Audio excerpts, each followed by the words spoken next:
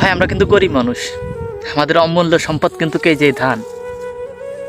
আমরা কিন্তু কষ্ট করে মাঠে ঘাটে চাষবাস করি, তারপরে কিন্তু ধান কেটে আমরা এই ধানটা কিন্তু খাই। ভাই পৃথিবীতে সবারই কিন্তু ভাত খেয়ে বেঁচে থাকতে হবে। আপনি যতই বড় লোক, যতই কোটি কোটি টাকার মালিক হন না কেন, দিন শেষে ভাত না খেলে আপনি কিন্তু বাঁচতে পারবেন না। তাই দিন শেষে অনেক বড় লোক কোটিপতিরা আমাদের মতো মধ্যবিত্তদের, গরিবদের, তারা কিন্তু হিংসা করে, অবহেলা করে। সত্যি ভাই অনেকটা বেশি কষ্ট লাগে তখন। তবে আমরা কখনো কষ্ট পাই না বা কখনো মনে আঘাত পাই না, কারণ আল্লাহ তো আমাদের ভালোবাসে। ভাই গরিবের কষ্ট কেউ বুঝুক আর না বুঝুক, আল্লাহ তো বোঝে। আমাদের যে যাই বলুক আমরা চুপ করে সহ্য করি, আল্লাহ পাক সবই দেখছেন।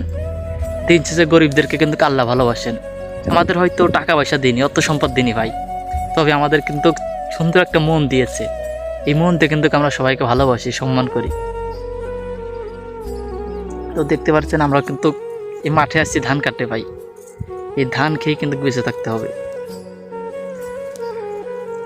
সত্যি ভাই মানে যারা গরিব মধ্যবিত্ত তাদের কিন্তু কেউ ভালোবাসতে চায় না।